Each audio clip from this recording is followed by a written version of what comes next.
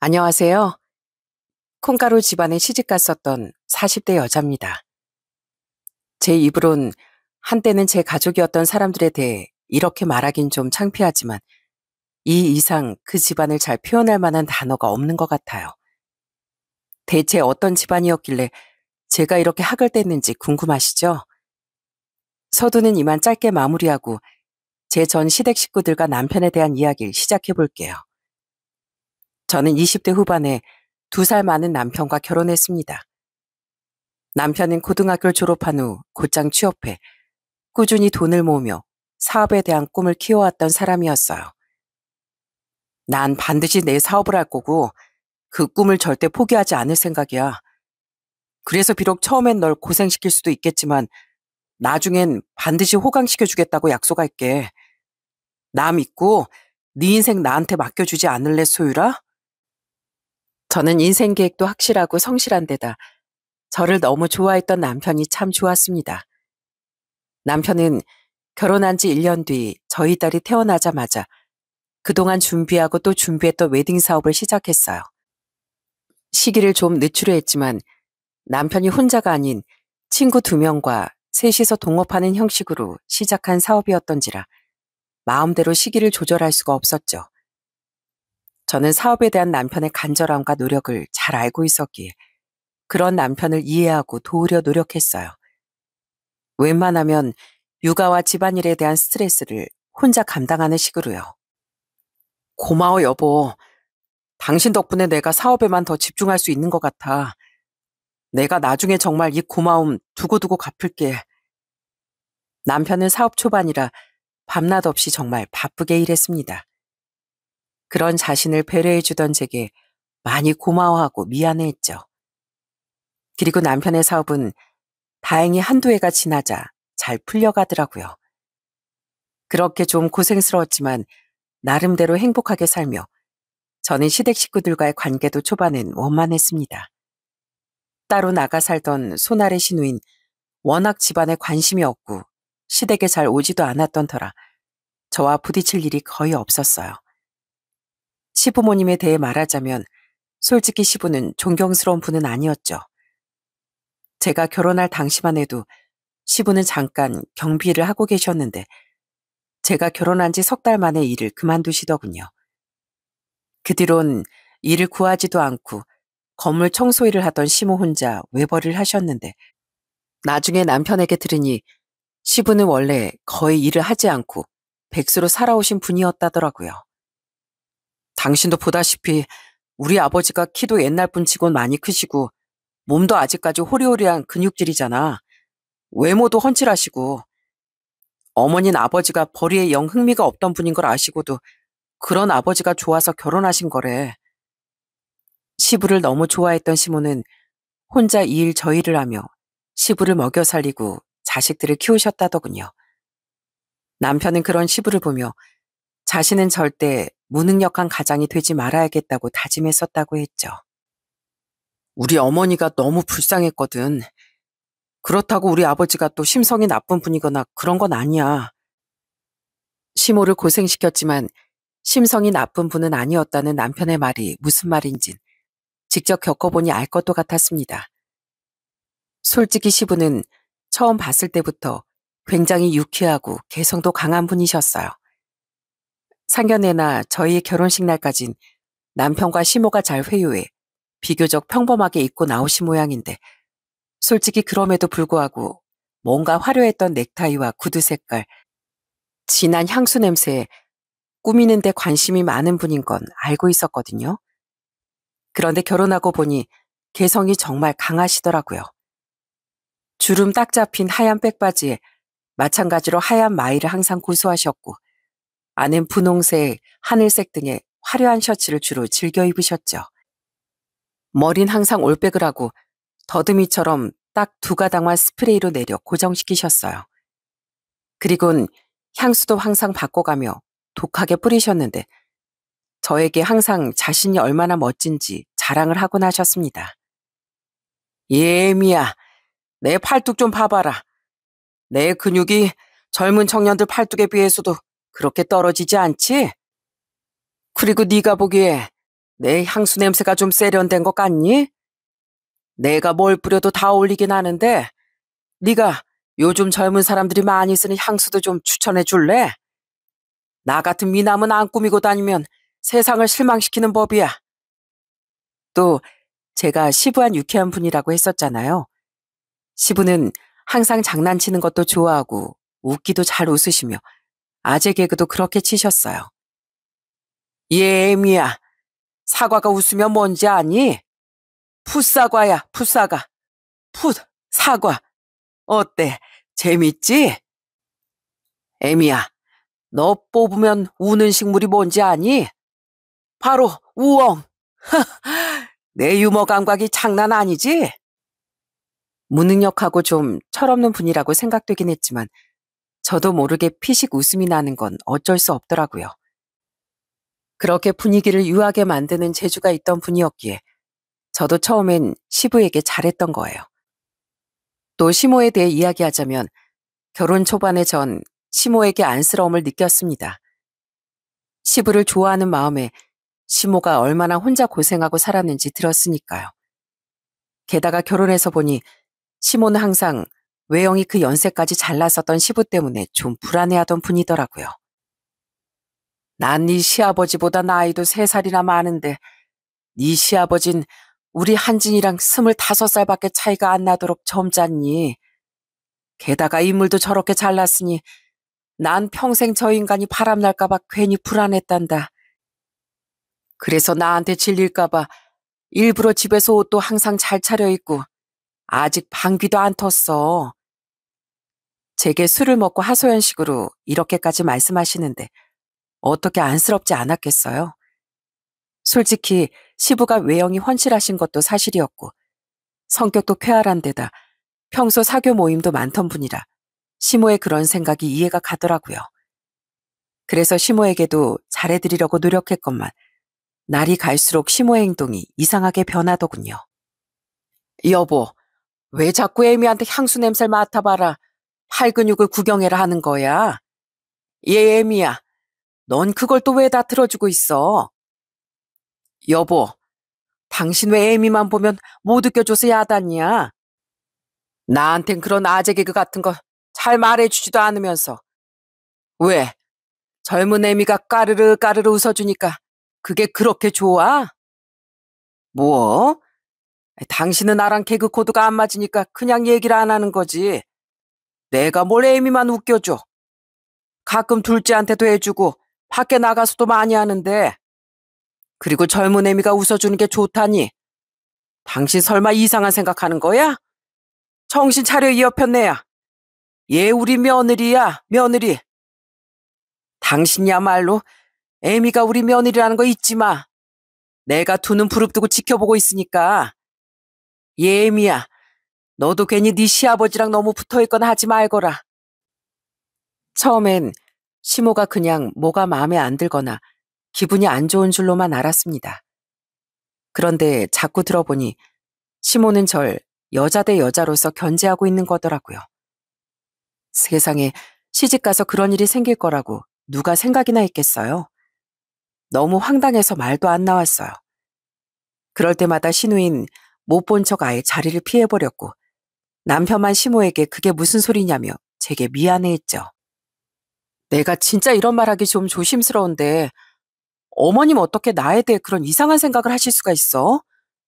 아버님도 어이가 없어서 말문이 막히시더라.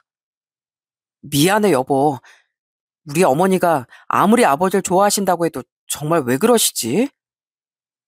그래도 초반엔 한 번씩 이렇게 사람 속을 뒤집어 놓을 뿐 평소엔 제게 잘해주기도 했기에 전 어찌저찌 시모와 원만하게 지냈어요.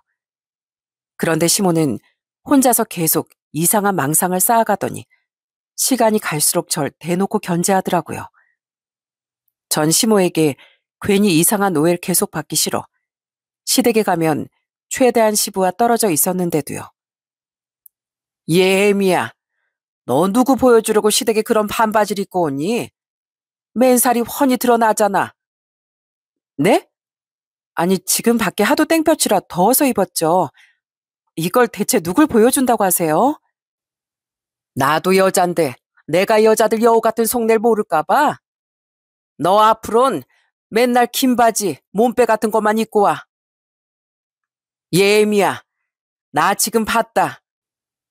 네 시애비 같은 저 되도 않은 아재 개그 듣고 네가 눈웃음 살살 치는 거. 너 아무리 며느리 시애비 사이라도 선은 정확히 지켜야 한다고 내가 몇 번을 말했어. 설마 너 진짜 이상한 생각하고 있는 거 아니야? 당신도 왜 자꾸 애미한테 말을 걸어? 어머님, 제가 진짜 너무 구역질 나서 못 들어드리겠어요. 저 어머님이 하도 뭐라고 하셔서 아버님한테 항상 2미터는 떨어져 있거든요. 게다가 눈웃음은요. 커피가 뜨거워서 좀 찡그린 거 가지고 왜 생트집을 자꾸 그러세요? 진짜 아버님은 가만히 계시는데 왜 혼자 자꾸 소름 돋는 상상을 하시냐고요. 저 진짜 어머님 때문에 아버님까지 괜히 소름 돋게 느껴진다고요. 그 정도는 점점 심해져 이젠 듣고 있자니 정말 소름이 돋았습니다. 결국 전 참지 못하고 시모에게 고래고래 소리를 질렀어요. 그러자 시모는 그제야 꼬리를 말긴 했지만 저에 대한 눈초리는 여전히 곱지 않았죠. 정말 너무 불편하고 분통이 터졌어요. 게다가 남편의 사업이 점점 잘 되기 시작했잖아요. 그걸 가지고 이젠 자신과 저를 비교하며 이런 말까지 하시더라고요. 넌 잘 나가는 대표 사모 꼬라지가 그게 뭐니? 나처럼 평소에도 옷 좀 곱게 차려입고 그래야지. 청바지가 뭐야 청바지가. 내 남편이 우리 한진이만큼 돈 잘 벌어오고 나 호강시켜줬으면 난 매번 집에서 구첩반상 대접해주고 용모도 꽃처럼 가꿨을 거다. 무슨 말인지 알겠어? 넌 여자 대 여자로서 나보다 훨씬 부족한 아내라는 말이야. 저도 알아서 남편한테 잘하고 있고요. 그건 어머님이 신경 쓸 부분이 아니세요. 그리고 어머님, 딸버리 며느리한테 자꾸 여자 대 여자 막 이런 말 하고 싶으세요? 제가 아버님 첩으로라도 들어온 줄 아세요? 저도 제 입으로 이런 말 하는 거 진짜 더럽고 소름 돋는데요. 제발 병원을 가시던가 상식을 좀 갖고 말하세요. 제가 대체 왜 나이 드신 아버님과 엮여서 이런 취급을 받아야 하는지 정말 모르겠네요. 내 아들에게 잘해라 라는 뜻이 아니라 시모는 자신이 얼마나 내조를 잘하는 아내인지 앞세우며 저를 그저 깔아뭉개고 싶었던 겁니다. 남편은 그런 시모에게 화를 내며 항상 제게 미안해했고 우린 시모를 의부증으로 병원에까지 데려가려고 했어요.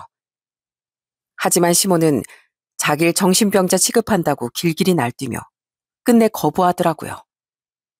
그렇다고 시부라도 계속 멀쩡했느냐? 그것도 아니었습니다. 시모가 그럴 때마다 시부의 태도도 점점 묘하게 거슬렸어요.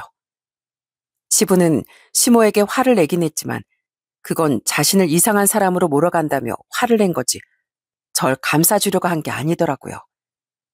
시부는 제게 미안해하지도 않았고 오히려 또 잘난 척만 했었거든요. 예미야, 사람이 너무 잘나면 이렇게 항상 애로사항이 따른다. 이 잘난 남자의 숙명을 옆에서 보니 좀 알겠니? 에휴, 내 팔자야. 그리고 시부는 남편의 사업이 계속 번창하자 자꾸 제게 연락해서 차를 사달라, 명품 정장을 사달라, 이것저것 요구도 하기 시작했습니다. 전 남편 벌이에 대해선 일절 관여 안 해서요. 남편한테 직접 물어보세요. 전 그럴 때마다 남편에게 떠넘겼습니다. 어차피 남편이 적정선 외엔 과한 요구를 들어주지 않을 걸 알았으니까요. 시부가 이미 남편에게 거절을 당했으니 제게 자꾸 연락하는 것도 알고 있었죠. 그러자 시부는 어느 날엔 제게 서운함을 폭발시키더라고요.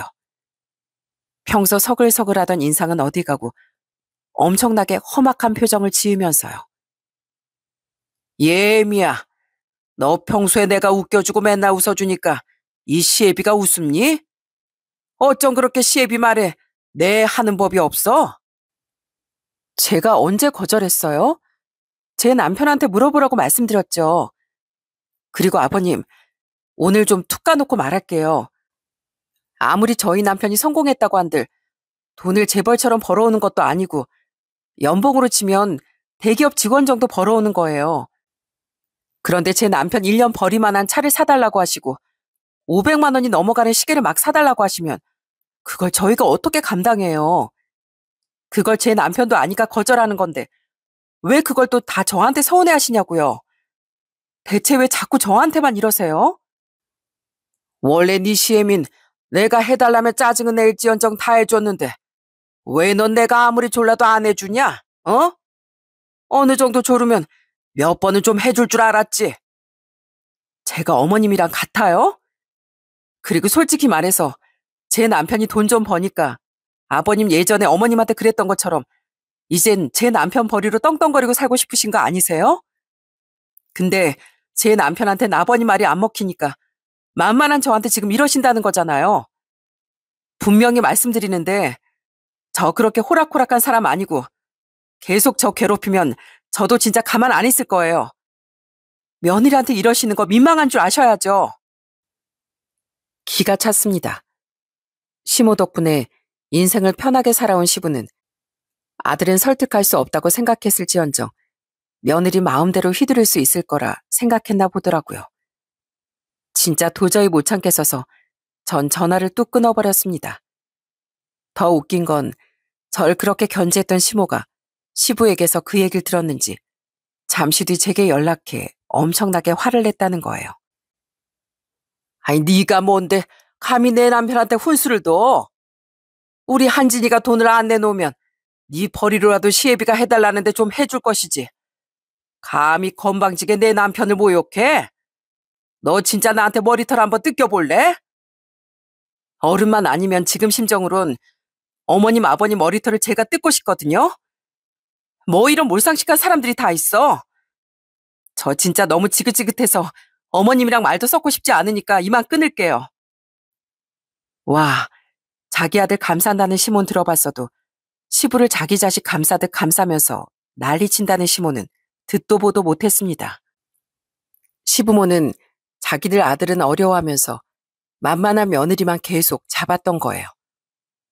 계속 제게 미안해하고 제 편을 들던 남편을 봐서 시댁에 아주 한 번씩 얼굴은 비추고 살았건만 이제 더는 못 참겠다 싶어 그렇게 저는 확 내질렀던 겁니다. 그리고 전 남편에게도 단호하게 선언했어요. 이대로는 진짜 정신병 걸릴 것 같아서 못 살겠어. 딸이 시집가서 이런 취급 받고 살고 있는 거 알면 우리 부모님 눈에서 얼마나 피눈물이 흐르겠어? 여보, 지금 나한테 이혼하자는 소리야? 내가 미안해. 다 잘못했어. 그러자 남편은 싹싹 빌며 이혼만은 하지 말자고 부탁하더군요. 저도 그때까진 남편만은 제게 잘했기에 결국 남편과 혼인관계를 유지하되 시댁의 발길을 끊어버렸습니다. 저희 딸이 5살이 됐던 해의 일이었죠. 그 후 남편이 어떻게 시댁의 말을 잘 전했는지 모르겠지만 시부모는 제게 연락 한 통도 해오지 않았어요. 저는 그런 시댁에 완전히 신경을 끄고 살게 됐고 그게 정말 그렇게 편할 수가 없더라고요.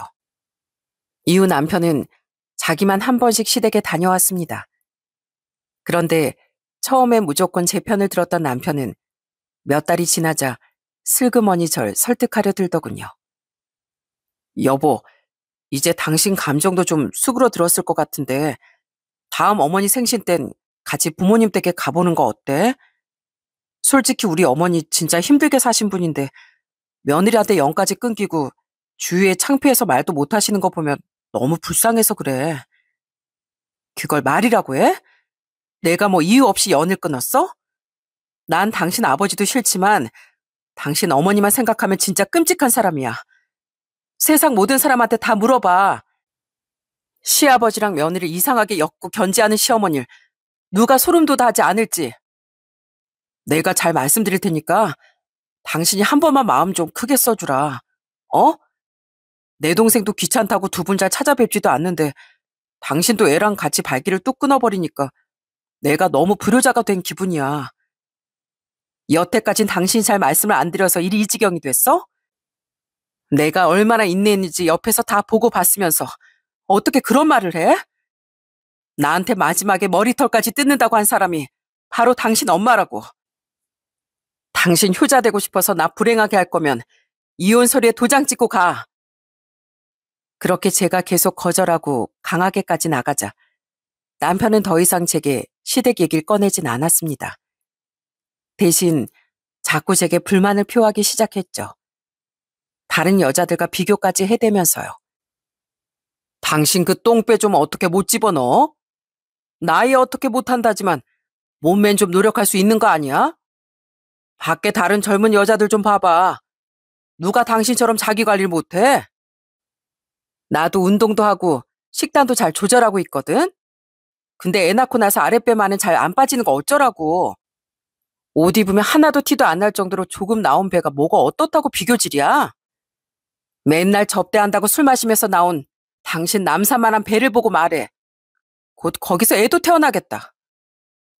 내가 오늘 친구들 만나서 걔넨 어떻게 사는지 들어봤는데 당신처럼 시댁에 유난스럽게 구는 여잔 하나도 없더라.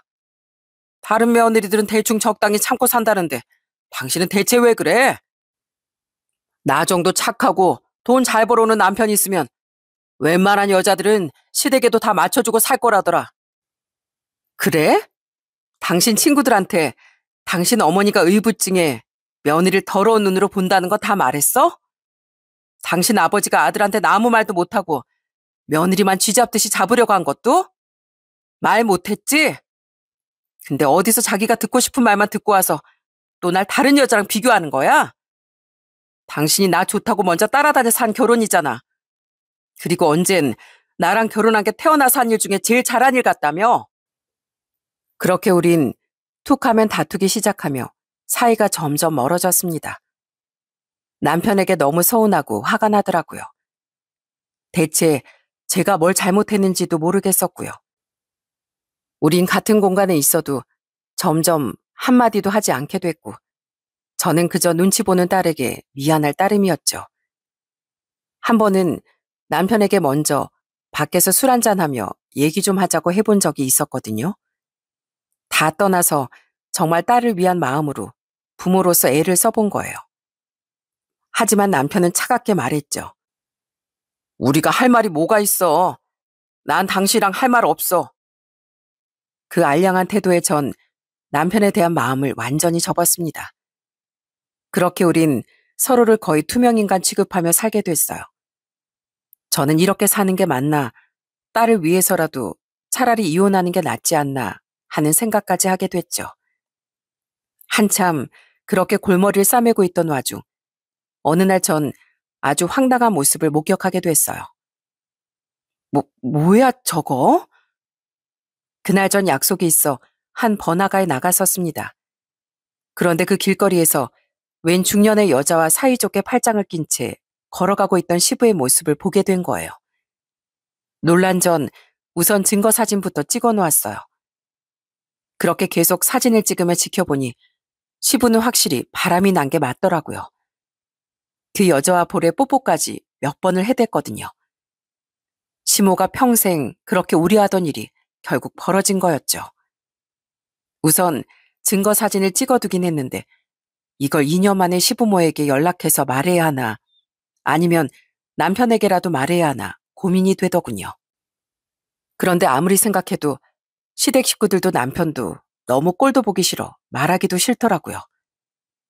항상 모든 걸 방관하며 쏙 빠지던 신우이에게도 마찬가지였죠. 그래도 바람은 아니라는 생각에 남편에게라도 말을 해줘야 하나 고민하며 그날 전 남편에게 오랜만에 먼저 말을 걸었어요. 저기 여보. 그런데 제가 딱 여보 한마디를 하자마자 남편은 인상을 쓰며 이러더군요. 무슨 시비를 걸려는지 모르겠는데 나 피곤하니까 짜증나게 하지 마. 그리곤 방에 그냥 들어가 버리더라고요. 저는 기가 차고 더욱 열이 뻗쳐 시부의 일에 대해 그냥 입을 다물어 버렸습니다. 그냥 자기들끼리 알아서 하겠거니 내버려 둔 거죠. 그리고 그때부터 전 남편에게 완전히 마음을 정리하고 이혼을 준비하기 시작했어요. 기왕 이혼할 거 미리 준비를 잘해놔야 챙길 거 다 챙길 수 있겠지 하고 생각해 조용히 변호사부터 알아보면서요. 그런데 그렇게 이혼을 준비한 지 얼마 되지 않아 친정 엄마에게 교통사고가 났습니다. 다행히 엄만 목숨이 위중한 정도는 아니었지만 한두 달 정도 입원해야 할 상태였어요. 그렇게 아빠와 언니와 함께 번갈아 가며 엄마 챙기랴 딸 챙기랴 일까지 다니랴 저는 한동안 이혼을 준비할 정신이 없었죠. 물론 남편은 엄마가 사고 났다는 걸 들었어도 한 번도 병원에 오지 않았었어요. 이미 남편은 몇 달 전부터 친정에까지 발길을 끊은 상태였거든요. 당신이 우리 집에 안 가는데 내가 왜 처가를 가야 돼? 라고 하면서요.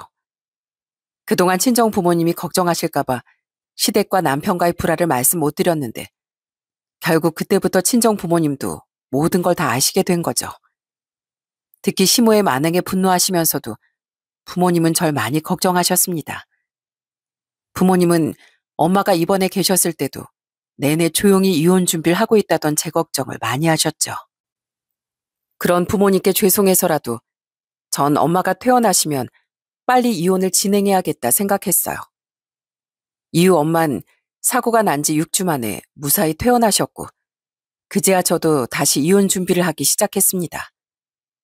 그런데 그렇게 이혼을 다시 준비하기 시작한 지 얼마 뒤 저는 아주 기가 막힌 사실을 알게 됐어요.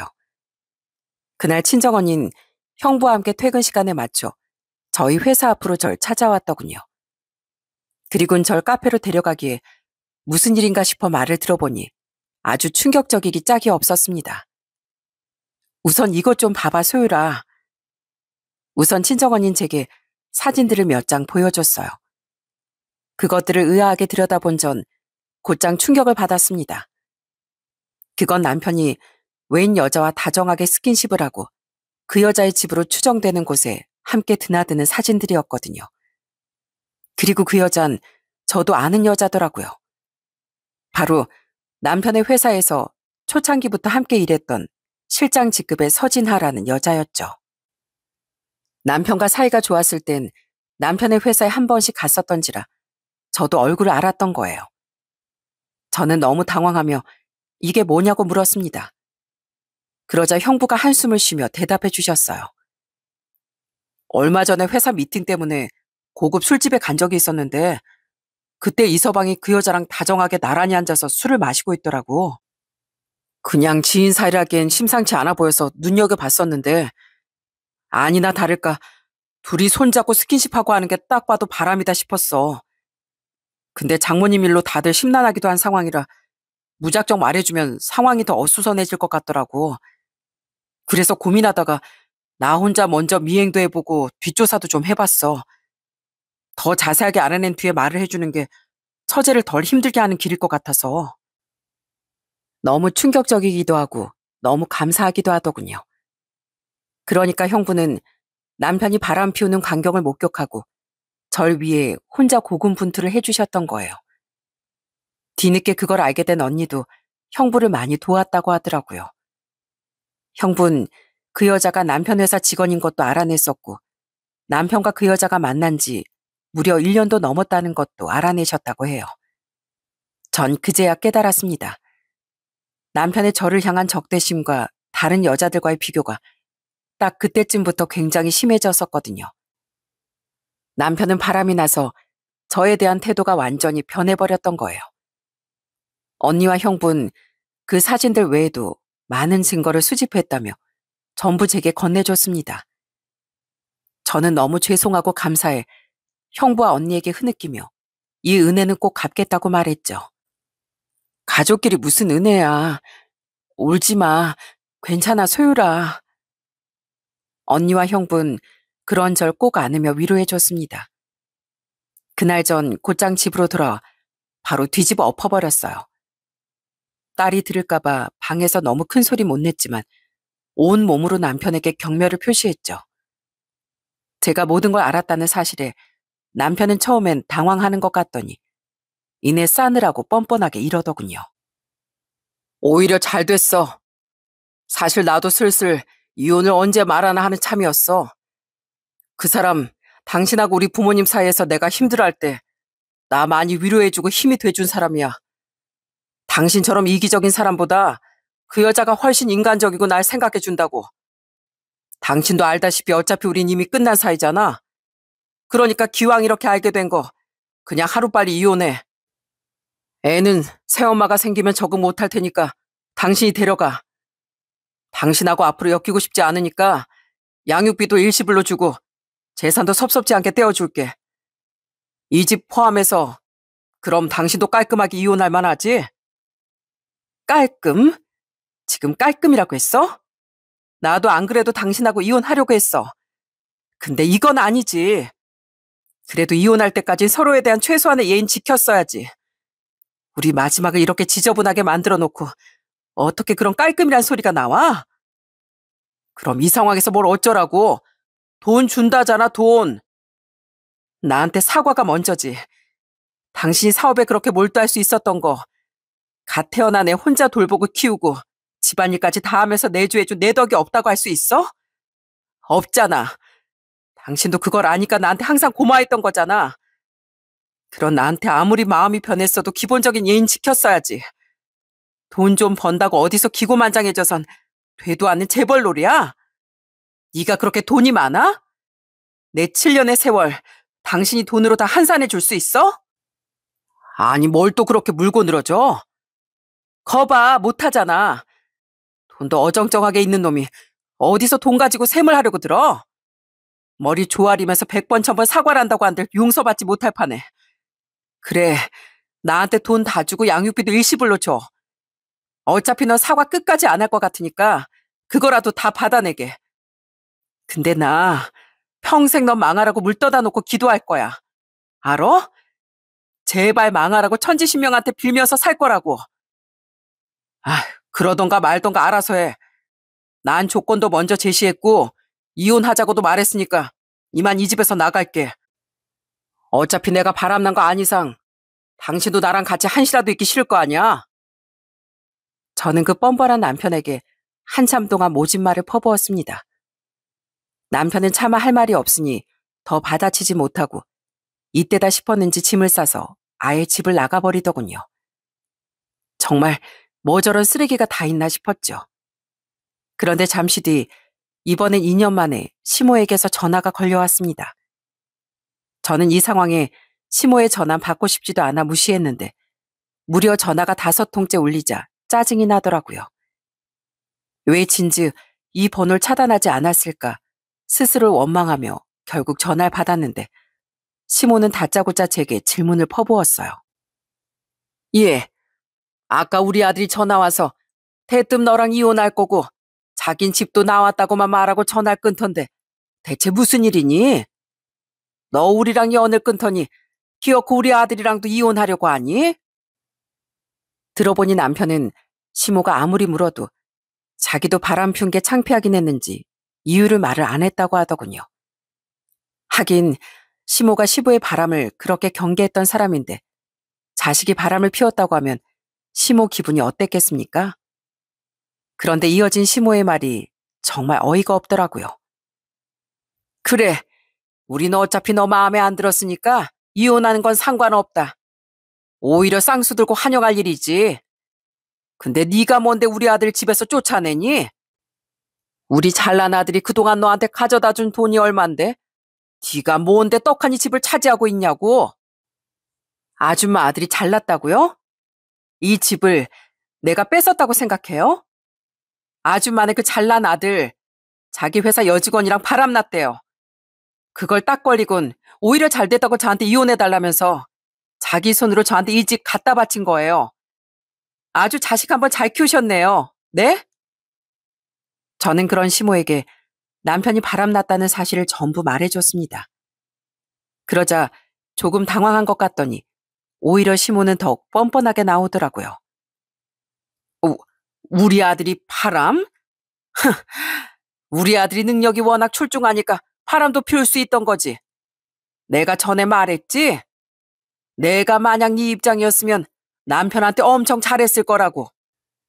우리 아들이 인물도 괜찮고 돈도 잘 버는데 그럼 너처럼 이기적이고 부족한 애한테 평생 매여 살 줄 알았어? 아주 자업자득이로구나. 아, 그 인간이 능력이 있어서 바람 피운 거구나. 근데 아줌마 남편은 왜 능력도 없는데 바람을 피우고 있을까요? 뭐? 너 지금 무슨 소리를 하는 거야? 내가 2달 전에 다 봤어요. 그렇게 자기애 넘친 아줌마 남편이 길거리에서 버젓이 바람 피우고 다니는 거 내가 사진까지 다 찍어뒀거든요. 지금 보낼 테니까 한번 구경해 보세요. 하지만 그런 시모에게 저는 한 방 더 크게 먹여줬습니다. 바로 시부의 바람 사실을 폭로하고 증거 사진까지 전부 보내줘 버린 거죠. 당황한 시모는 얼른 제가 보내준 사진을 확인하는 것 같더군요. 그러더니 마구 부들대다가 저와 통화 중인 것도 뒷전이었는지 전화를 뚝 끊어버리더군요. 이 노인네가 정말 통쾌하기 짝이 없었습니다. 자기 아들이 바람났다고 했을 땐 그렇게 코웃음을 치더니 막상 자기 일이 되자 부들댔던 반응이 말이죠. 저도 정말 악만 남았었기에 그런 시모의 모습이 더욱 통쾌했던 것 같아요. 그렇게 전화를 끊은 뒤 전 잠시 후에 이번에 남편에게 걸려온 전화를 받았습니다. 남편은 시모에게 전화를 받은 뒤였는지 제가 전화를 받자마자 노발대발을 하더라고요. 우리 아버지 바람 나셨어? 그걸 왜 나한테 먼저 말을 안 했어? 우리 어머니 지금 울고불고 난리 나셨다고. 벌써 아버지 머리채도 다 뜯어놓으셨대. 난 당신한테 분명히 말하려고 했어. 그걸 듣지도 않고 나랑 얘기하기 싫다면서 잘라버린 건 당신이야. 왜 무덤은 당신이 파놓고 애먼 나를 탓해? 그래도 그렇지. 우리 어머니가 아무리 당신한테 잘못했어도 당신이랑 똑같은 여자잖아. 우리 어머니가 불쌍하지도 않았어? 그럼 당신 어머닌 같은 여자인 날 왜 그렇게 괴롭혔다디? 역지사지가 안 돼도 정도껏 해야지. 야, 당신 집안 참 콩가루다. 아주 그 아버지 그 아들이야. 어? 아주 잘난 집안이야. 그리고 당신이 지금 당신 부모 이혼 걱정할 때야? 나랑 이혼이나 먼저 잘 정리해. 그 다음에 당신 집을 챙기든 말든 하라고. 확 마음 바뀌어서 돈이고 뭐고 이혼 안 해주기 전에. 저는 속 시원히 할 말 다 내뱉은 후 먼저 전화를 뚝 끊어버렸습니다. 들어보니 시댁은 완전히 난리가 난 것 같더라고요. 그러거나 말거나 제 마음이 바뀌기 전에 자긴 빨리 이혼이 하고 싶었는지 그 후 남편은 약속한 대로 제게 집과 많은 재산 그리고 양육비도 일시불로 지급하며 합의 이혼을 진행하더군요.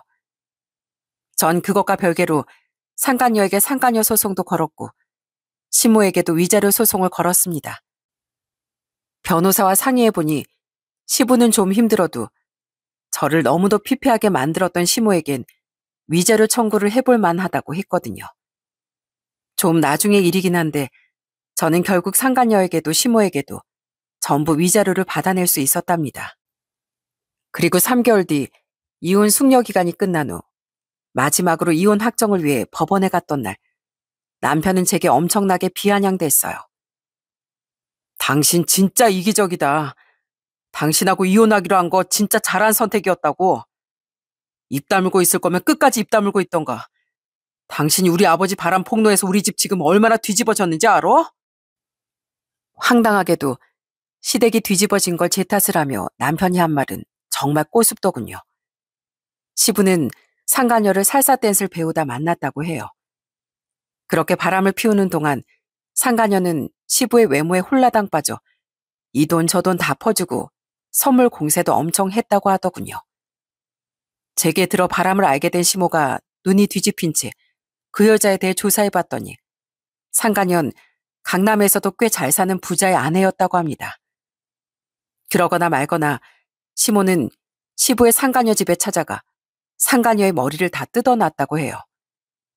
참 머리털 뜯기 좋아하는 사람이었죠. 그로 인해 상간녀의 남편도 두 사람의 바람 사실을 알게 되어 이번엔 그쪽에서 시댁에 찾아가 시부의 얼굴을 완전히 뭉개버렸다고 하더라고요. 그리고 그 상간녀의 남편은 시부에게 상간자 소송도 걸어버렸다네요. 시모도 남편의 도움을 받아 그 여자에게 상간녀 소송을 걸긴 했는데 상간녀의 남편과 달리 시모는 그 와중에도 이혼을 하기 싫어했다고 해요. 아버진 이젠 어머니가 지긋지긋하다면서 이혼하자고 하시지. 오히려 어머니가 이번 한 번만 봐준다면서 제발 가지 말라고 애원하시지. 우리 집 완전 초토화됐어. 어머니가 이혼 안 해주신다니까 두 분 이혼은 못할 것 같긴 한데 이미 우리 집은 돌이킬 수 없게 망가졌다고. 내 동생은 집안 사람이 다 창피하다며 아이 인연까지 끊어버렸어. 이제 속 시원해? 이게 당신이 선택한 복수야? 내가 선택하기 뭘 선택해?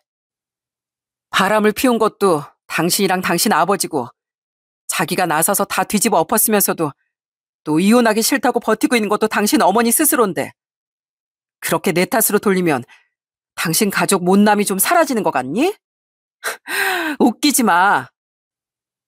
그나마 제정신이던 내가 그 콩가루 집에서 탈출한 게 죄라면 죄일 뿐이지 난 잘못한 거 하나도 없으니까. 그런 제 말에 남편은 이를 뿌듯 갈았지만 잘난 거 하나 없는 죄까지 께 그것도 법원 한가운데서 뭘 어쩔 수 있었겠어요. 전 분한지 부들부들 떨기만 하던 남편에게 콧방귀를 끼워준 뒤 자리를 벗어나 버렸어요. 이혼한 후 전 언니와 형부에게 감사 의미로 선물도 하고 다시 한번 감사 인사도 했습니다. 형부 아니었으면 저 제대로 응징도 못 해주고 호구처럼 그냥 이혼할 뻔했어요. 정말 감사해요. 언니도 도와줘서 정말 고마워. 아직 끝이 아니었습니다. 남편과 이혼이 완전히 확정되고 돈을 받을 때까지 기다렸던 전 모든 일이 정리되자 마지막으로 남편의 회사를 찾아갔어요. 재수 씨 안녕하세요. 근데 이혼하신 분이 여긴 어쩐 일로? 저를 본 공동대표였던 전 남편의 두 지인은 깜짝 놀라며 인사를 하더군요. 회사에 있던 전 남편과 상가녀도 저를 보고 소스라치게 놀랐죠.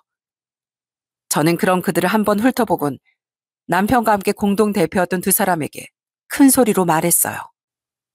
제가 그래도 두 분하고 본 세월이 있으니까 마지막 의리 지키려고 찾아왔어요. 네? 의리요? 당신 지금 회사까지 찾아와서 뭐 하는 거야? 우리 이미 다 끝난 거 아니었어? 끝날 때까지 끝난 게 아니지. 이건 놔. 전 당황해서 무작정 절 말리려던 전 남편의 손을 뿌리쳤습니다. 그리곤 상가녀를 향해 손가락질하며 말했어요. 저 여자랑 이한진 저 인간이 1년 넘게 바람난 상태였던 거 아세요? 안 그래도 저 인간이 왜 그렇게까지 나한테 적대적으로 변했나 했는데 제 뒤통수를 그렇게 세게 치고 있었더라고요. 그래서 전 화끈하게 이혼하게 됐는데 그래도 두 분은 아셔야 할 것 같아서요. 저렇게 공가사도 구분 못하는 인간들이 언제까지 일을 제대로 할 것 같아요?